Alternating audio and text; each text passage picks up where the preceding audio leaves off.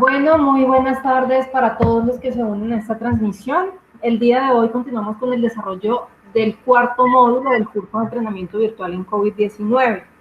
Hoy nos acompaña la profesora Yolercy Vázquez, quien estará encargada de liderar la conferencia denominada Abordaje Inicial del Paciente. Para los que no se han podido conectar a nuestros 3 módulos pasados y hoy nos están acompañando, quiero indicarles que al final de la conferencia se hará una ronda de preguntas frente a la temática.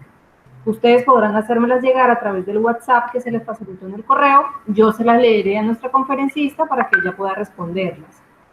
También quiero mencionarles que hoy a las 7:10 se estará enviando el formulario de asistencia a cada uno de sus correos. Es importante que lo hagan inmediatamente, ya que el formulario solo estará habilitado por 7 minutos. Así las cosas, damos inicio a nuestro módulo. Le cedo la palabra a nuestra docente, profe Yolercy. Buenas tardes. Muy buenas tardes, Diana, Cristian. Buenas tardes para todos los que nos acompañan hoy, profesionales de la salud, enfermeros, médicos y demás profesionales que se han adherido a este curso. Como decía Diana, pues esta es mi segunda intervención. La primera fue el día lunes y hoy pues vamos a hablar del abordaje inicial del paciente dentro del curso que estamos haciendo para el manejo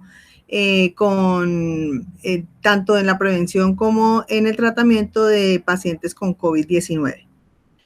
Pues mi nombre, como les decía, Yolercy Vázquez Cabrera, yo soy médica surcolombiana, especialista en medicina familiar, también soy especialista en gerencia de la calidad de auditoría de salud. Actualmente trabajo con la Universidad Surcolombiana como docente y soy jefe del Departamento de Salud Pública de la Facultad de Salud. También trabajo con Surcolab y IPS. Bueno, para ponernos un poquito en contexto, en la primera charla hablamos un poco de lo que fue la fisiopatología, cómo se transmitía la infección, y el doctor Montalvo, que nos acompañó en ese momento, también nos hizo un abordaje, una clasificación clínica, ¿cierto? Entonces hoy vamos a trabajar sobre los lineamientos tanto del Instituto Nacional de Salud como del Ministerio en sus últimas versiones, y vamos a recordar un poquito algunos conceptos para que nos queden claros. Entonces, para mirar los casos y la clasificación, ¿cierto?, tenemos que definir inicialmente el contacto estrecho, ¿sí? El contacto estrecho tiene dos situaciones, que uno es el contacto estrecho comunitario, que es el de cualquier persona con exposición no protegida o que haya compartido un espacio menor a 2 metros por más de 15 minutos, que eso es importante que se cumpla en el tiempo y en la distancia, con una persona con diagnóstico confirmado de COVID-19. Ya estuvimos mirando los criterios diagnósticos mediante las pruebas en las charlas anteriores. Durante su periodo sintomático, esto puede ser incluir las personas que conviven, trabajan, visitantes al lugar de residencia. También se define como contacto estrecho comunitario el haber estado en contacto sin protección adecuada con secreciones infecciosas, por ejemplo, secreciones o fluidos respiratorios, o la manipulación de pañuelos u utensilios contaminados con las gotículas de estos pacientes. Hay que tener en cuenta que no se considera un contacto estrecho las interacciones por corto tiempo, el contacto visual o casual. En el tema del transporte, ¿cierto? Se tiene en cuenta que en los aviones u otros medios de transporte se considera el contacto estrecho a la tripulación que tuvo contacto de exposición no protegida con la persona diagnosticada con COVID-19. En el caso de aviones, pues auxiliares de vuelo o azafatas también en el transporte terrestre, y a los pasajeros situados en un radio de 2 asientos alrededor del caso que tuvo contacto o exposición no protegida. ¿A qué nos referimos cuando hablamos de exposición no protegida?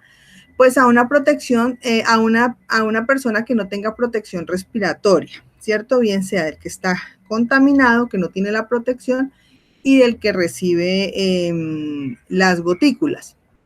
También se tiene en cuenta como exposición no protegida la inadecuada higiene de manos posterior al contacto directo con las secreciones respiratorias de un caso confirmado. Con respecto a los profesionales de la salud, ¿cierto? O al personal de salud, no a los profesionales en general, a todos, ¿cierto? Los que trabajamos en el sector salud, se define el contacto estrecho cualquier trabajador en el ámbito hospitalario o de consulta externa con exposición no protegida. Entonces, ¿cuándo es sí? Si el trabajador de la salud no utilizó respirador N95 o los equivalentes durante la atención del caso confirmado de COVID-19 en procedimientos que generan aerosoles. ¿Cuáles son los procedimientos que generan aerosoles? Pues los que tienen que ver con la vía aérea, ¿cierto? La reanimación cardiopulmonar, la intubación, la extubación, la broncoscopia, las endoscopias, porque a pesar de que van al tubo digestivo, pues invaden la vía aérea, terapias con nebulizadores, por eso están contraindicadas las nebulizaciones, ¿cierto? La inducción de esputo y los procedimientos que estimulen reflejos de la tos. Estos son considerados procedimientos que generan aerosoles. Entonces, es una persona que trabaja en el ámbito de la salud, en medio donde se generen aerosoles y que tenga contacto con pacientes confirmados o con alta sospecha de COVID-19, deberían de estar utilizando el protector N95. ¿Cuándo más consideramos un contacto estrecho dentro del personal de salud? El trabajador del ámbito hospitalario que proporcionó atención clínica, bien sea examen físico, obtención de muestras, o que ha tenido pues intubación, aspiración de secreciones, etcétera, o atención al usuario, que en este caso personal administrativo, a pacientes confirmados con COVID-19 y que no utilizó los elementos de protección personal completos o adecuadamente. Recuerden que con los casos que se han visto en el personal de salud se han identificado también que no hay un uso adecuado de los implementos cuando se tiene. Y otro caso, pues el que es en el caso de que no tenemos los que corresponden de acuerdo al ámbito en que trabajamos. Eso es muy importante tenerlo identificado y leer los lineamientos. ¿Cuándo más definimos entonces contacto estrecho? Durante la atención de casos COVID-19 en instituciones de salud siempre se deben promover los 5 momentos para la higiene de manos, o sea, no solamente hacer uso de los elementos de protección personal, sino hacer el uso del lavado de manos, y recuerden que esto desde el comienzo nos lo están recalcando, que se debe hacer el lavado y la desinfección, ¿cierto? Entonces dice que las exposiciones del personal de salud, de personal sanitario también incluyen contacto a menos de 2 metros por más de 15 minutos con un caso de COVID-19 o contacto con material potencialmente infeccioso y no utilizó los elementos de protección personal completos adecuadamente. Entonces, estas son las definiciones de caso estrecho para personal de salud. Cuando dice el instituto que no se considera que sea un contacto estrecho del personal en el ámbito hospitalario. Entonces, no es contacto estrecho cuando se ha hecho uso adecuadamente de los elementos de protección personal durante la atención clínica o atención al caso confirmado del COVID-19. No es contacto estrecho cuando en la atención clínica o atención al caso confirmado se realiza adecuadamente la higiene de manos, ¿cierto? Adicional. ¿Cuándo no? Cuando se utilizaron adecuadamente los elementos de protección personal durante los procedimientos que generan aerosoles. No tienen contacto a menos de 2 metros o por más de 15 minutos y se utilizaron los equipos de protección adecuados. O cuando se tuvo exposición con fluidos que no transmiten COVID-19, por ejemplo, la sangre o líquido cefalorraquídeo o el vómito. Recuerden que es por partículas de la vía respiratoria. Entonces, la recolección de muestras de interés de salud pública a contactos estrechos de casos confirmados de COVID-19 con exposición no protegida, ¿cómo se debe realizar? Entonces, si hay un contacto estrecho que reúna los requisitos que se habló tanto a nivel como comunitario, o que ese contacto estrecho sea de personal sanitario y ese contacto estrecho está sintomático, se debe verificar que el inicio de los síntomas haya sido posterior a la exposición no protegida con el caso confirmado de COVID-19. En este caso se debe clasificar en 347 y 348, más adelante le hablo de estos códigos. Notificar y recolectar muestras de interés en salud pública acorde a las recomendaciones que nos han indicado. Si el contacto estrecho es asintomático, ¿cierto? Entonces, en este caso se debe realizar el seguimiento telefónico o virtual diario, por 14 días, y se debe recolectar muestra de hisopado nasofaríngeo y orofaríngeo a los 7 días desde la última fecha de exposición no protegida con el caso confirmado de COVID-19. Esta muestra se debe enviar al laboratorio con la ficha de datos básicos y se debe clasificar como un 346, ¿cierto? O ficha de contactos, y notificar al Civigila solamente cuando es asintomático, cuando el caso dé como positivo en la prueba. Entonces vamos a hablar de las definiciones operativas de caso, ¿cierto? Las definiciones, entonces tenemos varias definiciones, tenemos 5 definiciones. Entonces tenemos la definición 1, que es el paciente con fiebre cuantificada mayor o igual a 38 grados centígrados y tos con un cuadro de infección respiratoria aguda grave, ¿cierto? Denominada IRAC, que desarrolla un curso clínico inusual o inesperado, especialmente con un deterioro repentino a pesar del tratamiento adecuado, ¿sí? Entonces, este paciente es el que sí requiere hospitalización, se denomina un IRAC inusitado y el código con el que se identifica es el 348. Esto además debe de cumplir, ¿cierto? Se considera un caso probable y debe cumplir al menos de una de las siguientes condiciones.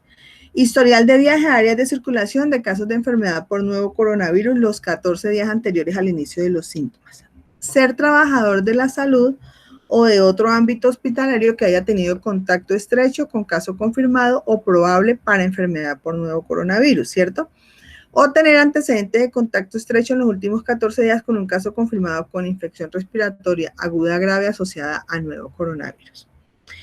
En este caso 1, estos casos deben ser informados de manera inmediata telefónicamente a la Secretaría de Salud, ¿cierto? Al mismo tiempo se solicita que el caso sea ingresado al subsistema de información Civigila y el laboratorio debe informar a la oficina de vigilancia sobre la recepción de muestras que serán enviadas. O sea, ese paciente requiere que le tomemos muestra, siempre. En el caso 2, la definición 2 de caso, entonces está en el marco de cuadro sindrómico de infección respiratoria aguda, pero leve o moderada, ¿sí? La anterior era más severa, esta es leve o moderada, que no requiere hospitalización, es una ira por virus nuevo, se considera que es el código 346 y la persona debe cumplir al menos una de las siguientes condiciones, son las mismas que referimos. El historial de viaje 14 días antes, ser trabajador de la salud, que haya tenido contacto estrecho en caso confirmado o probable de enfermedad o que tenga antecedentes de contacto estrecho en los últimos 14 días. En esta definición 2 de caso, también debe cumplir con al menos uno de los siguientes síntomas, ¿sí? Entonces, el paciente debe tener tenido fiebre cuantificada mayor o igual a 38 grados centígrados, tos, dificultad respiratoria, odinofagia, fatiga y o adinemia. Entonces, con cualquiera de estos síntomas, más lo que referíamos, el paciente consideramos que es un caso definición 2. Tenemos entonces que estos pacientes igualmente deben ser informados de manera inmediata telefónicamente a la Secretaría de Salud Departamental y al mismo tiempo se solicita que el caso pues sea ingresado a Civigila y que se le tome la muestra. Tenemos la definición 3 de caso.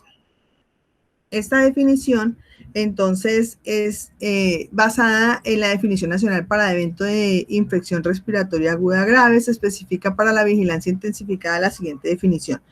Persona con infección respiratoria aguda con antecedentes de fiebre y tos no mayor a 10 días de evolución que requiere manejo intrahospitalario. Esta es la que se identifica con el código 345.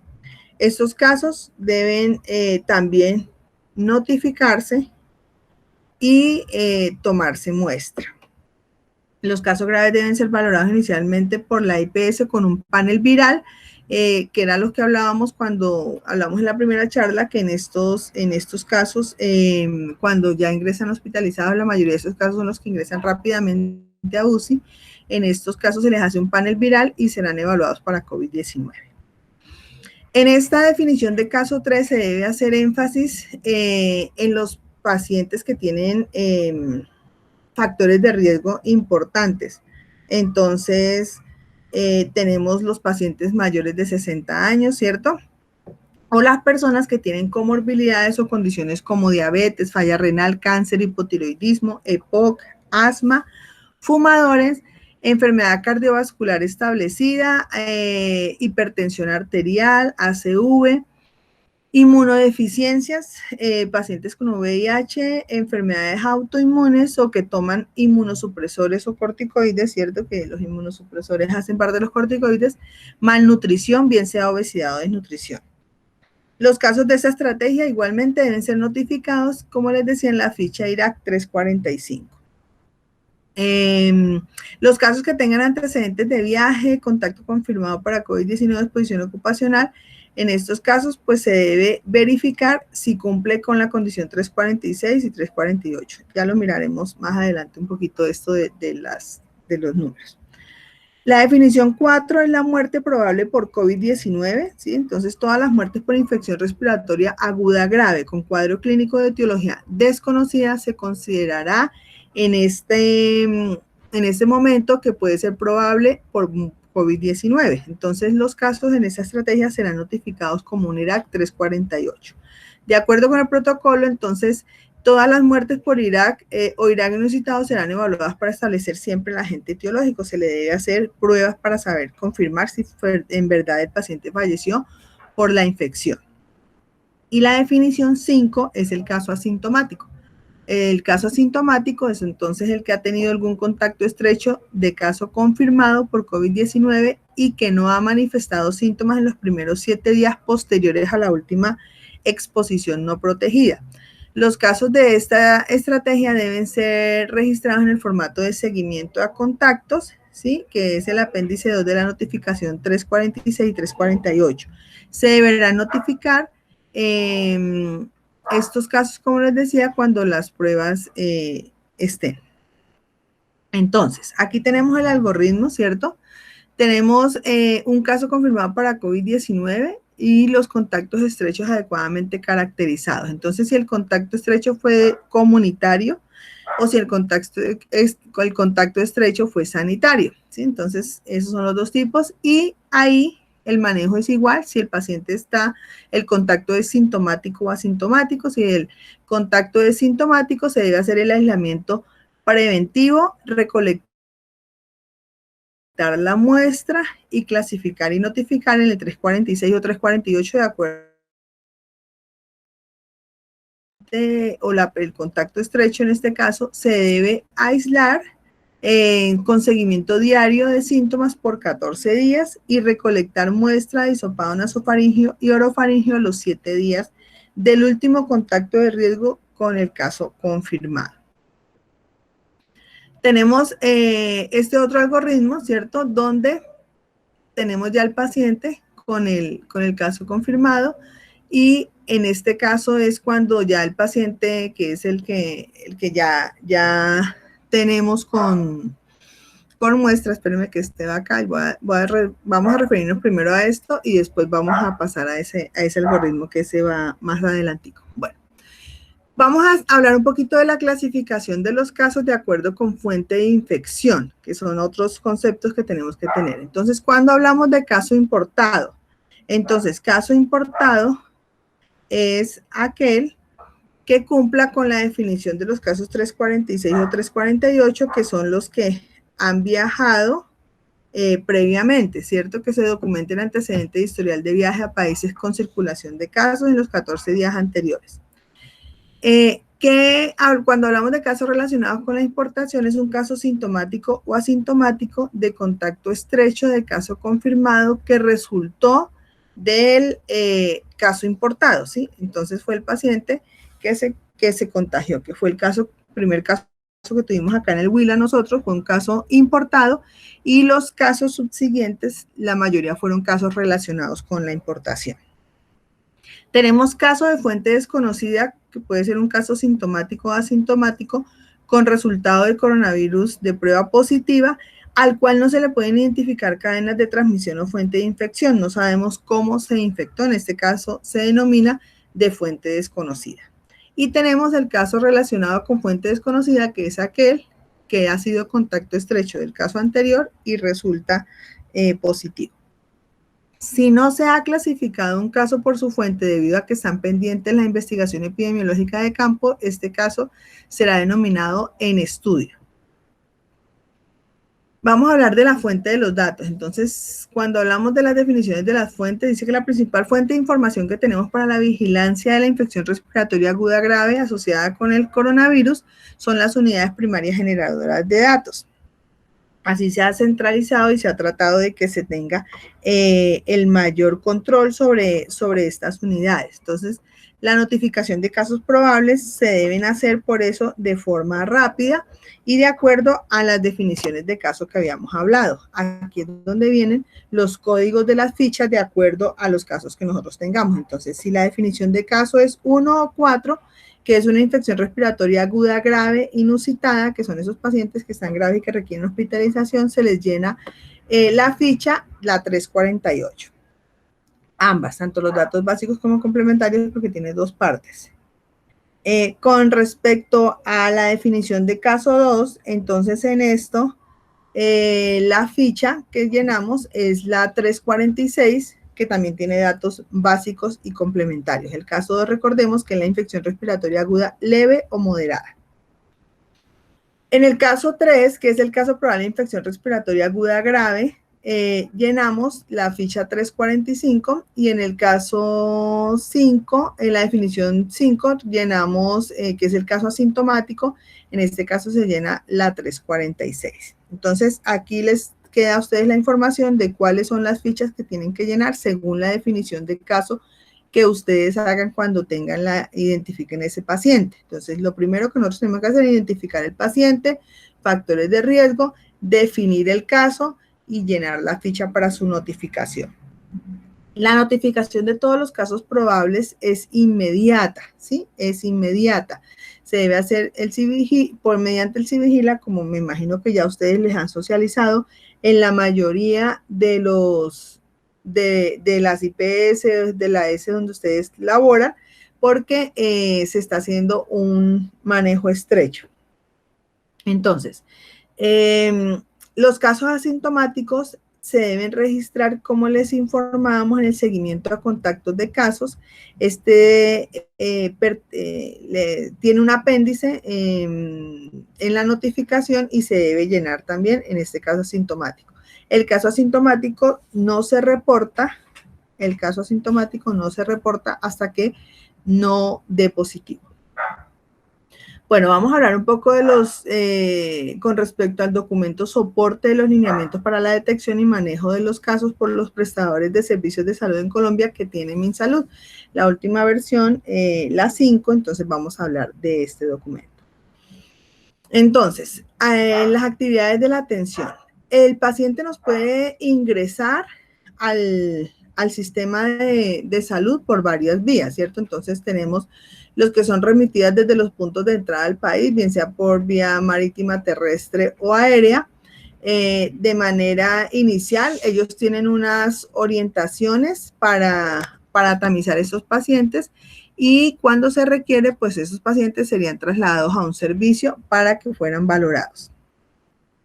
El servicio por donde más nos pueden ingresar también igualmente es el servicio de urgencias, ¿cierto? Recordemos que hay unas líneas de atención donde muchos pacientes, para no llegar al servicio, se les han facilitado por parte de las secretarías, tanto municipal como departamental, e inclusive del ministerio, para que se haga el adecuado manejo. Se le hace en estas llamadas lo que se hace con las personas que tienen sospecha de que puedan haber tenido contacto o que puedan tener infección. Se les hace una serie de preguntas donde se orientan para poder saber si requieren que sean manejados a nivel intramural o simplemente se les va a hacer el seguimiento y se les puede hacer visita domiciliaria o se les hace el seguimiento de los signos de alarma, ¿sí? Por el servicio de urgencias que tenemos, Generalmente, pues en todos los servicios tenemos un procedimiento de triage establecido, ¿cierto? Por norma. Recordemos que este procedimiento de triage debe en este momento mantener un triage respiratorio. Lo ideal es que en las zonas de urgencias se haga una división de los que van por enfermedades de tipo general o accidentes u otro tipo de traumas y los que van por sintomatología respiratoria. Esto previene que los pacientes que llegan con sintomatología respiratoria tengan contacto con los pacientes que no la tienen.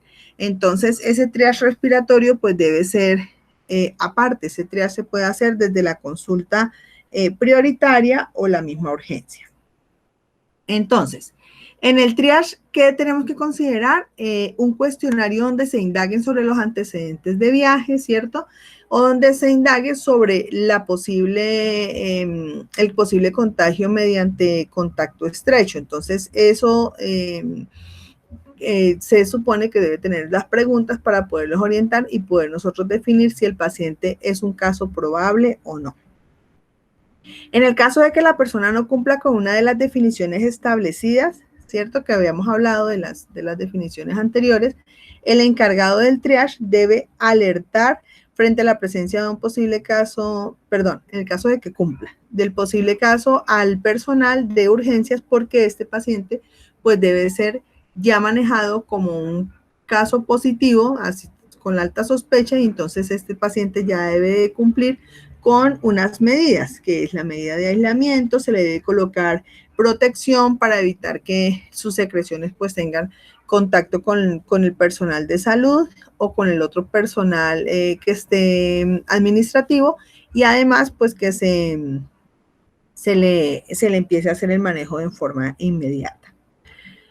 La persona debe ser entonces direccionada al sitio donde se tenga definido por el prestador. Cada uno tendrá definido en dónde se va a valorar ese paciente, y en la valoración pues obviamente se tiene que hacer la valoración no solamente con respecto al abordaje respiratorio, sino en sí pues toda la historia clínica y todo lo que se tiene que ver de ese paciente. Lo ideal, obviamente, es que ese paciente no tenga ningún acompañante y sea también aislado de su familia en ese momento. ¿En quiénes son los exceptos? Pues en los casos de los niños, niñas o adolescentes, o sea, todos los menores de edad que requieran el acompañamiento, o en el caso de pacientes que tengan alguna necesidad especial, ¿cierto? Que lo requiera permanentemente. En ese caso, también se le debe brindar la protección al acompañante. El desplazamiento de estos pacientes entonces al interior de la institución se debe restringir y se debe dejar aislado en el sitio determinado para ello. O sea, en este momento todas las entidades que manejen urgencias ya deben tener sus protocolos establecidos para cuando tengamos un paciente probable que haya definido como probable caso, que cumpla con estos requisitos, ¿cierto? Aquí de todas maneras les dejo el link para que ustedes puedan verificar cómo se hace esa ruta de traslado. Entonces, de forma general, los casos en estudio deberán mantenerse en aislamiento por contacto y por gotas. Recuerden que deben cumplir los dos tipos de aislamiento, contacto y gotas.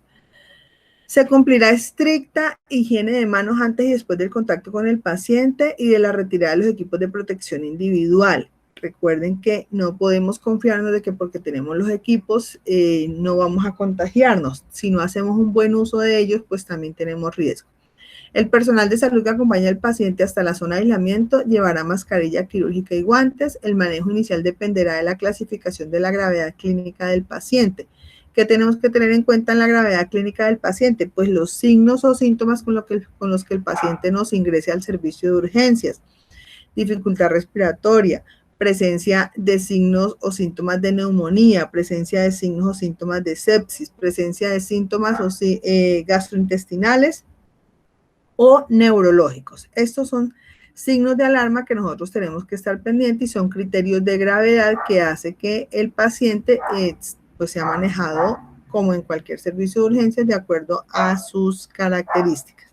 Acá está una tablita con los criterios de gravedad, tanto respiratorios como gastrointestinales como neurológicos, a los que tendríamos que prestarle mucha atención en los pacientes en el servicio de urgencias.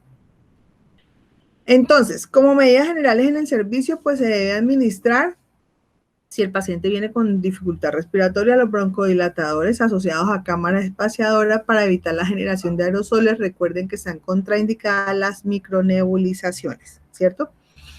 Iniciar la administración de oxígeno en pacientes que tengan dificultad respiratoria o shock. Se debe utilizar mascarilla con filtro exhalado y, si es posible, ajustando el flujo hasta alcanzar la saturación que el paciente requiera de acuerdo a su edad o estado, ¿cierto? Y a la altitud del municipio. En el caso de shock séptico, que identifiquemos que el paciente pueda estar en este cuadro, pues se deberá administrar antibiótico-terapia de manera precoz para empezar el tratamiento.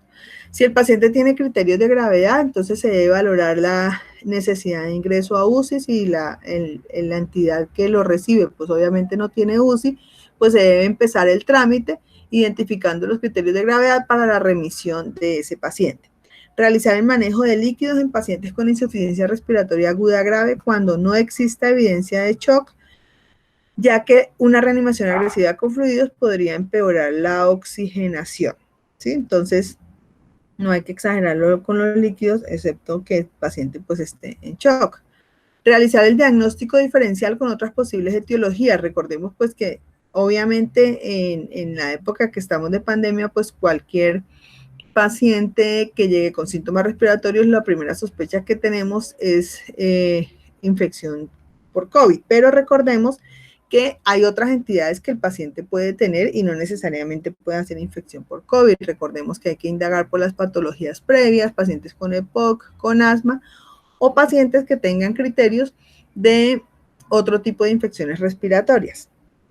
Tener en cuenta las comorbilidades, como les decía anteriormente, porque no podemos solamente centrarnos en la parte respiratoria, sino que tenemos que manejar esas comorbilidades, pacientes diabéticos que requieran insulina, pacientes con hipertensión que requieren su antihipertensivo, pacientes que tienen enfermedad cardíaca previa que requiere sus medicamentos de manejo crónico y que no le podemos dejar de administrar, pacientes que vienen con anticoagulación, etcétera. En caso de realizar procedimientos que generen aerosoles, ¿cierto?, se debe realizar el aislamiento del consultorio con las medidas de precaución y pues el uso de las mascarillas autorizadas, la N95 o similares. El otro ámbito donde podemos nosotros recibir a los pacientes es una consulta externa programada, en una consulta prioritaria, o los pacientes que son vistos por medicina laboral, ¿cierto?, las administradoras de riesgos laborales. Por eso todos debemos conocer estas guías, o sea, no es solamente el personal que trabaja en urgencias, todos los ámbitos tenemos que tener en cuenta las guías y tenemos que saber cuáles son los factores de riesgo y cuál es la definición de caso para poder tener claro cómo orientar a nuestros pacientes. Muchas veces en la consulta el paciente tenía una programada para un control de la tensión arterial, por ejemplo, pero llegó con síntomas respiratorios. Ese paciente hay que definirle si ese paciente tiene un caso probable o no. Entonces, cuando la persona cumpla con la definición operativa de caso establecida, como habíamos hablado, se realizará aislamiento respectivo y remisión cuando no se cuente con las capacidades requeridas para la atención de estos pacientes en estos ámbitos. El aislamiento que simplemente debe tener en cuenta los mecanismos de transmisión, igualmente de las gotas, el paciente debe usar la mascarilla quirúrgica o por contacto, y en caso de procedimientos que generen aerosoles, pues se deben aplicar las medidas. Recordemos que asimismo, como en urgencias, se tiene un protocolo del manejo de esos pacientes sintomáticos respiratorios. En las consultas externas también se debe tener ese protocolo. ¿Por qué? Pues porque los pacientes no necesariamente van a asistir por urgencias cuando tienen síntomas respiratorios. Algunos van por consulta externa o van porque van a revisarse de otras patologías. Entonces hay que también, lo ideal es que se haga un triage en esa consulta externa al ingreso del paciente para saber si es sintomático respiratorio o no, y sería lo ideal que el paciente pasara a una consulta en aislamiento cuando tenga síntomas respiratorios para poderlo valorar y determinar si es un caso probable o no de COVID. Hay que fortalecer las medidas de precaución estándar en el manejo de los pacientes. Aquí les dejo también el link del ministerio donde están esas medidas para la consulta externa. Entonces, teniendo en cuenta todo eso, pues hay unas medidas generales, ¿cierto? De acuerdo a los criterios identificados en las personas y pues, como les decía, el paciente no solamente se debe ver en su parte respiratoria, sino que se debe valorar integralmente, ¿cierto? Aplicando obviamente las medidas de precaución estándar y utilizando los elementos de protección personal adecuada. Se deben aplicar las medidas de aislamiento y las personas que permanecen en aislamiento respiratorio pues deben esperar a que según los criterios que cumpla, pues se identifique para dónde van a estar, si se van a tener hospitalizados en ese sitio, si se tienen que remitir o si se le va a dar salida porque no cumplen pues con las indicaciones para ser hospitalizado y se va para su casa. Entonces, todo eso se debe tener en cuenta cuando valoramos al paciente porque nosotros somos los que vamos a definir qué va a pasar con ese paciente. Recuerden que no todos los pacientes con caso probable requieren hospitalización, entonces algunos pueden ir a su casa y se les hace seguimiento domiciliario o telefónico. Entonces, se debe notificar inmediatamente el caso en la ficha epidemiológica, como les había dicho. El prestador entonces que tenga el paciente y que no tenga la capacidad, pues debe empezar el proceso de remisión, ¿cierto? Y a la vez el prestador es el encargado de tomar las muestras que se le deben remitir al laboratorio de salud pública para que el laboratorio lo remita a su vez al Instituto Nacional de Salud o a las entidades que estén tomando las muestras. Entonces, es obligación del que recibe el paciente hacerlo. Si no se tuviera cómo hacer las muestras, se debe notificar que no se tiene cómo tomar la muestra porque la muestra se debe asumir por algún responsable. Entonces, esta muestra, recordemos que tiene que cumplir con unas condiciones muy importantes para poder preservarla y que llegue en las mejores condiciones al laboratorio del Instituto Nacional de Salud. Entonces, ya habíamos hablado de esto también en la primera charla y cuando se habló también de los laboratorios, del embalaje adecuado. Recuerden que también hay un procedimiento para ello y lo mismo para la toma de la muestra. Entonces se debe aplicar el tratamiento según el caso y es importante resaltar que hasta el momento pues no hay un tratamiento específico para coronavirus, o sea, el paciente que llega infectado se debe valorar de forma personal, ¿sí? El paciente, cada paciente prácticamente que va a tener un manejo de acuerdo a sus condiciones específicas, o sea, no hay algo que yo le ponga para coronavirus, sino le pongo es para las condiciones en que el paciente me llega de acuerdo a cómo esté en ese momento. Se deben brindar las recomendaciones de uso de medidas preventivas para los contactos, ¿cierto? Y el médico que atiende el caso evaluará si el paciente requiere la hospitalización o se puede hacer por manejo domiciliario. Entonces, la responsabilidad de nosotros es muy importante y es grande. Con respecto a eso, pues es también importante que consideremos la hospitalización en pacientes, porque hay pacientes que de pronto consideramos que pueden ser manejados en casa y que no requieran estar hospitalizados.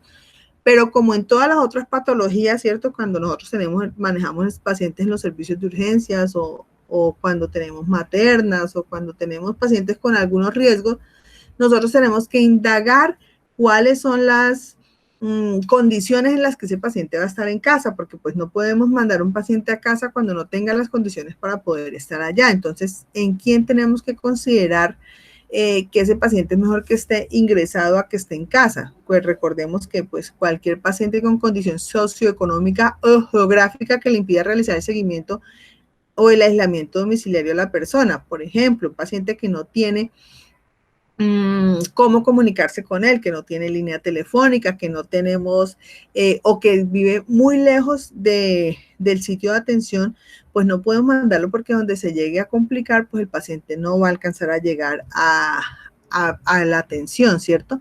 El paciente que no es lo suficientemente estable como para recibir atención en el hogar, o sea, hay pacientes que no permanecen en ese sitio donde dicen vivir. Los cuidadores muchas veces no son los apropiados o no están disponibles en el hogar. Hay pacientes que permanecen solos. Hay pacientes, sobre todo pacientes mayores, pacientes niños donde los demás miembros de la casa tienen que trabajar obligatoriamente y no hay quien se quede al cuidado de ese paciente. O que el paciente y otros miembros del hogar no tienen acceso al equipo de protección personal para poder evitar contagio. Perdón. En este caso, hay que tener en cuenta que hay pacientes que no tienen familiares que se puedan adherir fácilmente a las medidas de precaución para cuidarlo en el hogar y pues en ese caso, pues para evitar contagios es mejor tenerlo hospitalizado. Perdón. Bueno, ¿en quién más tenemos que tener en cuenta? En pacientes que conviven con personas en riesgo. ¿Cuáles son las personas en riesgo? Pues todos los que habíamos hablado inicialmente, más pacientes que tienen en casa mujeres embarazadas, pues personas, como habíamos dicho, con algún inmunocompromiso, mayores de 60 años, niños pequeños o pacientes que tienen enfermedades crónicas en casa. Entonces, eso hace que estos pacientes familiares de los casos pues puedan tener mayor riesgo de infección y de complicaciones. Continuar el abordaje institucional del caso en hospitalización con las medidas de aislamiento respectivas según la severidad o condición clínica hasta descartar la infección por COVID. Se tiene que tener el paciente ahí y lo mismo pues tratar, si no es por COVID, su proceso, si no fuera COVID lo que tuviera, ¿no?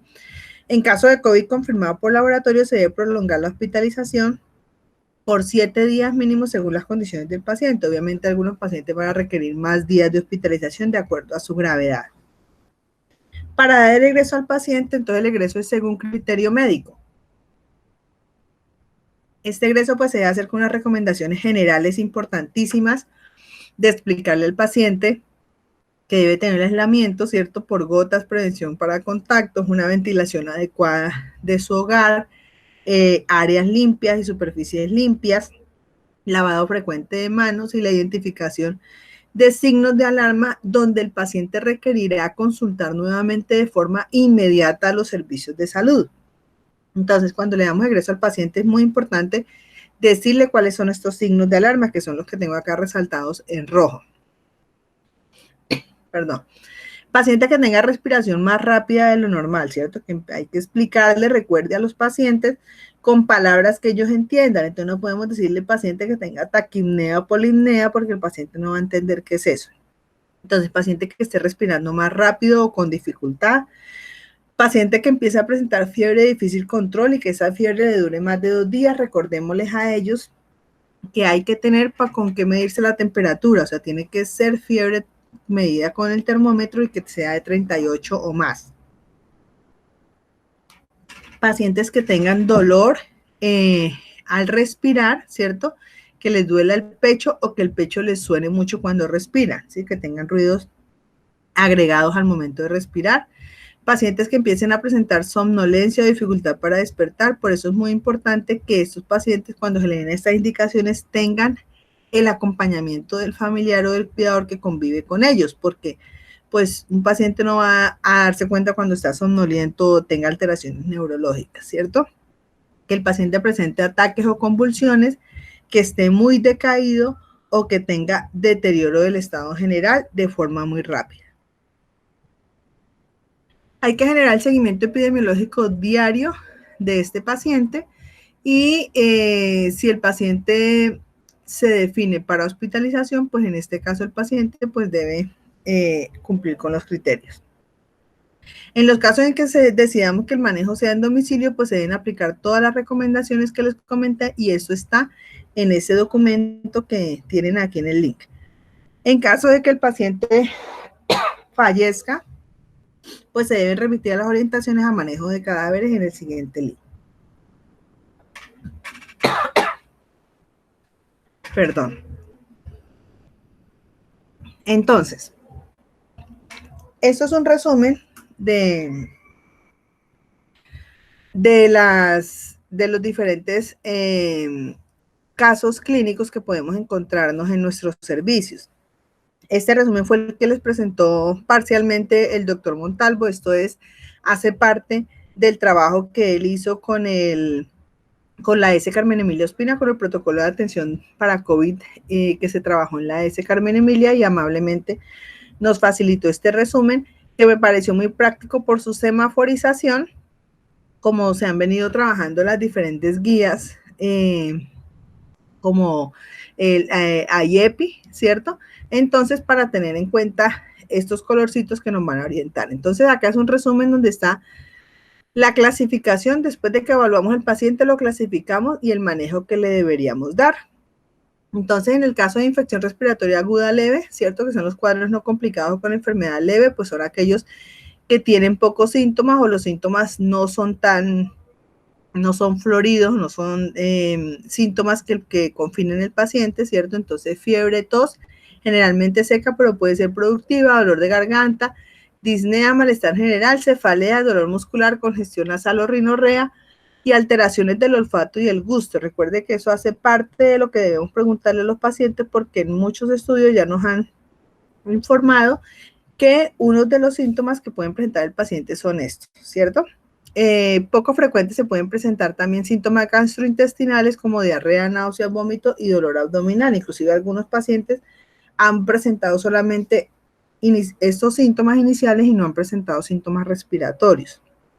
Recordemos que los ancianos y los pacientes inmunodeprimidos, como en cualquier otra patología, nos pueden presentar síntomas atípicos. Entonces no podemos dejar de un lado de estar pendiente, porque estos pacientes rápidamente nos pueden progresar a sepsis. Entonces, el manejo pues, de estos pacientes, el manejo sintomático, si no son casos que nosotros consideremos que sea grave, recordemos que se debe dar pues, el antipirético y el analgésico de elección es el acetaminofén, en la dosis que ya conocemos, que son 500 miligramos vía oral cada 6 horas. Perdón, las guías no nos recomiendan la utilización de AINES, y los antihistamínicos tampoco están recomendados en las guías como tal. Entonces, pues quedan a criterio médico, pero no están inicialmente en el manejo, ¿cierto? Cuando decidimos entonces mandar al paciente para casa, le damos el egreso con recomendaciones de prevención de contagio. Recordemos que el paciente lo podemos clasificar como un caso probable, pero hasta que nos llegue la muestra, ¿cierto?, que nos confirme, pues no podemos darle la confirmación, siempre tenemos que tomar la muestra para la confirmación. Entonces le damos salida, le decimos que debe utilizar la mascarilla convencional, el aislamiento debe ser por 14 días, contados desde el inicio de los síntomas. Creo que hubo una pregunta que día dentro de las charlas anteriores. Este aislamiento de 14 días es contado desde el inicio de los síntomas del paciente. Orientación de cómo toser. Recordemos que la tos es mejor hacerla con toallas de papel, servilletas, y desecharlas inmediatamente, más que hacerlo sobre la ropa o sobre el codo, y pues menos sobre la mano, porque lo ideal es hacerlo sobre estas servilletas de papel y desecharlas. Ordenar la toma de muestras, como ya hemos dicho, pues bien sea por el hisopado nasofaríngeo o orofaríngeo o aspirado nasofaríngeo cuando no se cuente con los hisopos que estaban escasos, ¿cierto? Importantísimo educar en signos de alarma para consultar nuevamente a los servicios cuando habíamos dicho que ya los habíamos mencionado anteriormente, y diligenciar la ficha. Este es el verde, que es la infección respiratoria aguda leve, ¿cierto? Venimos con el amarillo, que es la infección respiratoria aguda moderada o grave, ¿cierto? Que se puede clasificar dentro de neumonía leve o neumonía grave. Esta clasificación pues requiere que nosotros evaluemos al paciente. Si nosotros vemos que el paciente ya cumple con unos signos y síntomas más floridos, que lo comprometan más en su estado general, pues tenemos que empezar a valorar si el paciente está polipnéico, si tiene signos de dificultad respiratoria, ¿cierto? Los tirajes, aleteo, y en general el uso de músculos accesorios para poder hacer el esfuerzo respiratorio, que esté desaturado en el aire ambiente, ¿cierto? Menor de 94%, Y es importante que apliquemos la escala de CURB 65, que también aquí se las tengo, se las anexo para complementar la valoración del riesgo. Recuerde que la escala de CURB 65 se utiliza para clasificar los pacientes con la neumonía y definir si su estado es para hospitalización o se puede manejar también de manera ambulatoria. En los niños es muy importante tener en cuenta también que de acuerdo a su edad, pues tienen una frecuencia respiratoria, ¿cierto?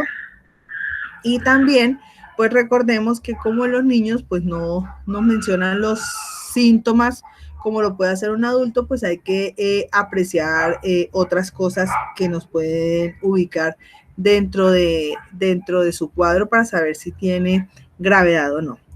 Es importante siempre, en todos los casos, evaluar los factores de riesgo. Entonces, en este caso, cuando nosotros consideramos que la infección respiratoria es moderada o grave o cabe dentro de neumonía, ¿cierto? Entonces debemos hospitalizar al paciente y si no contamos con las, en el sitio donde trabajamos, pues no se cuenta con las medidas para manejo hospitalario de estos pacientes, debemos empezar el proceso de remisión.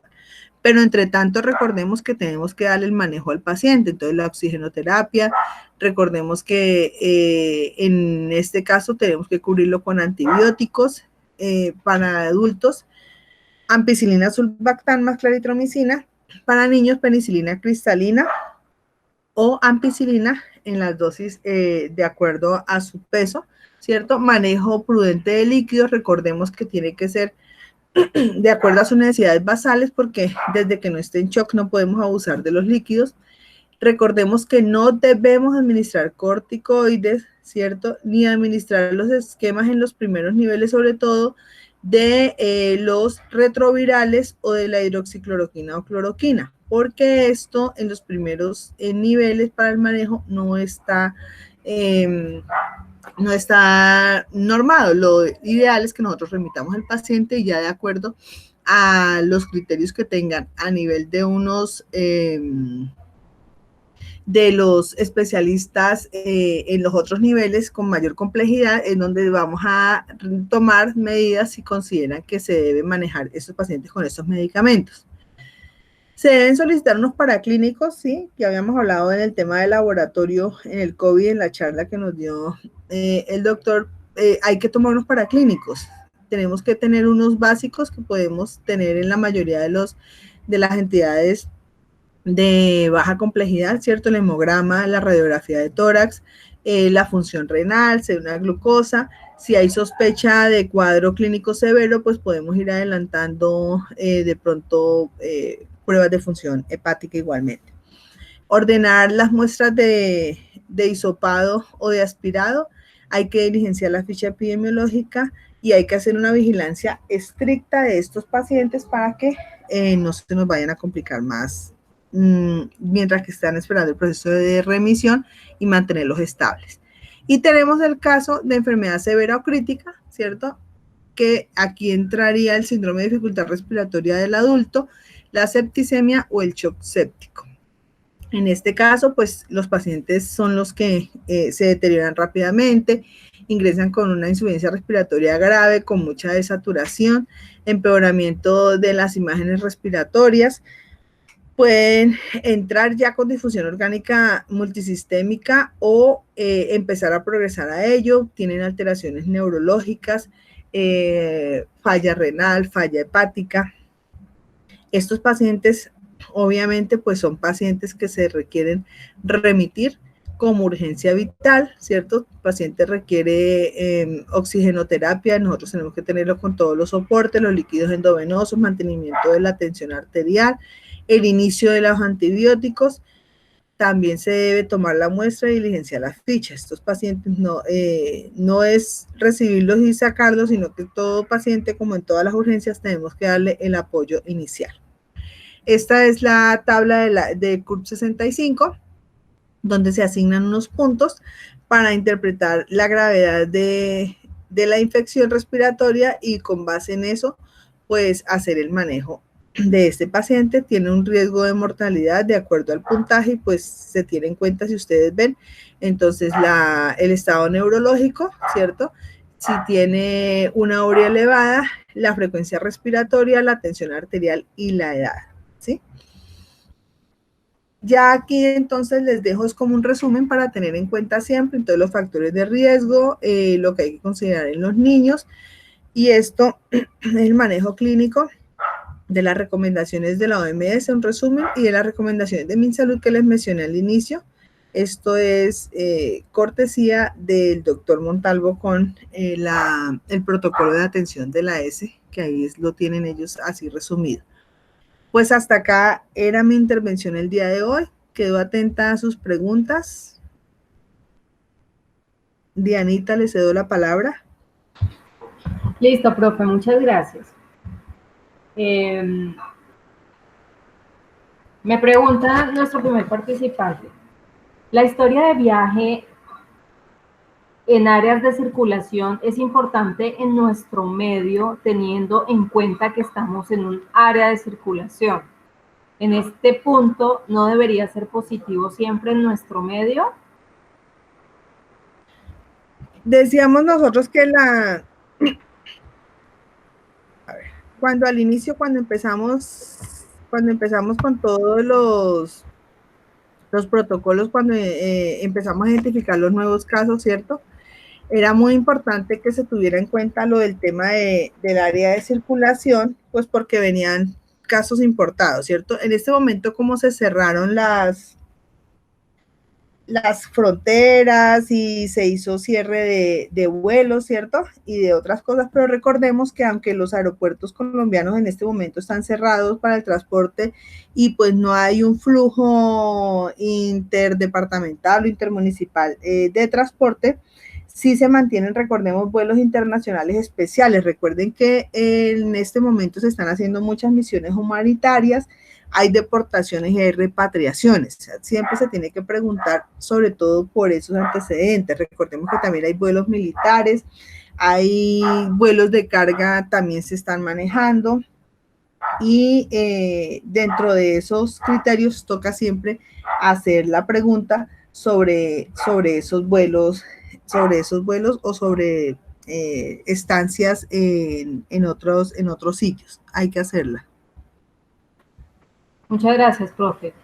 Nos preguntan también, ¿está de acuerdo con estas definiciones de caso teniendo en cuenta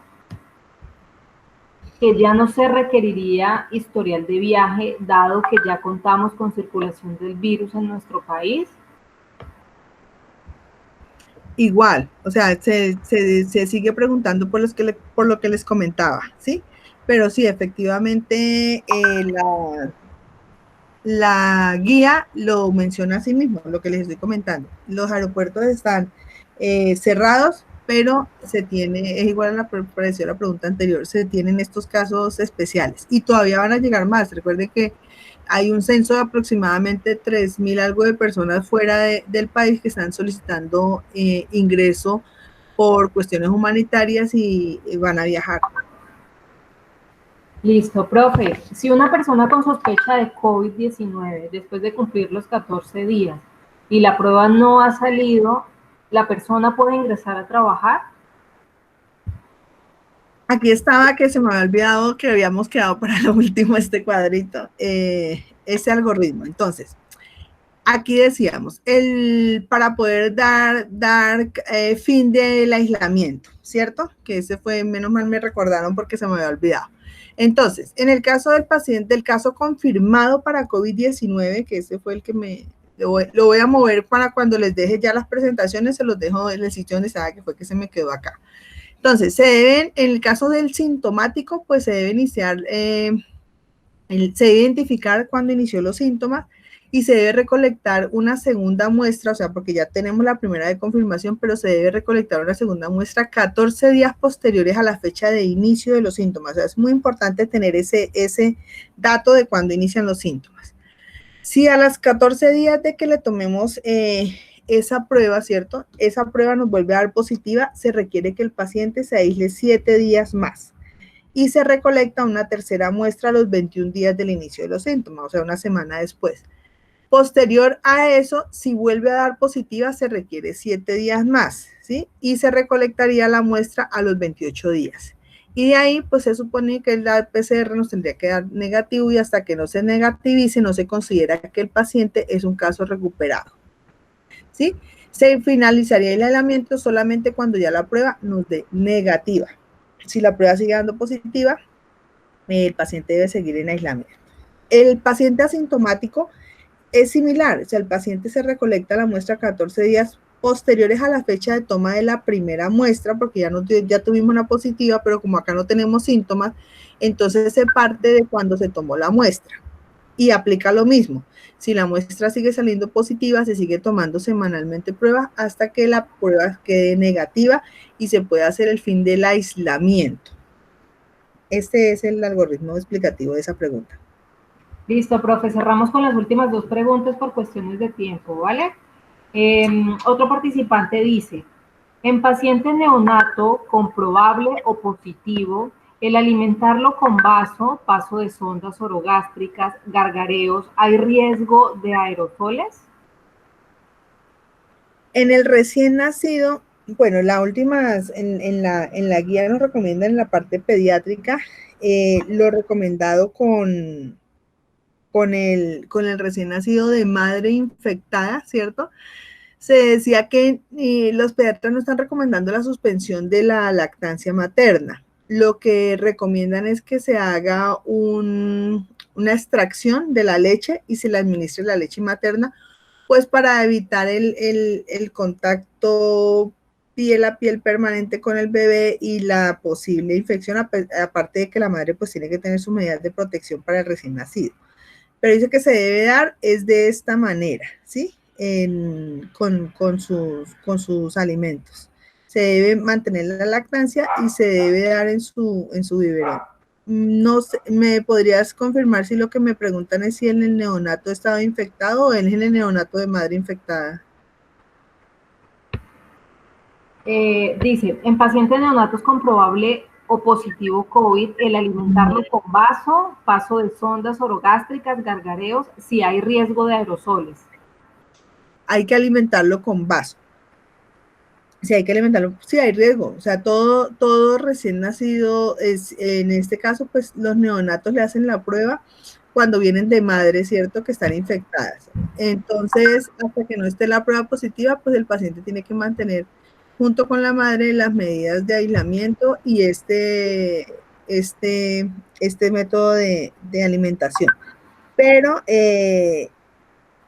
claro que hay riesgo, entonces siempre que se manipule al bebé, que se tenga sospecha, pues se tiene que tener las medidas de protección específicas. Listo, profe, cerramos con esta última pregunta.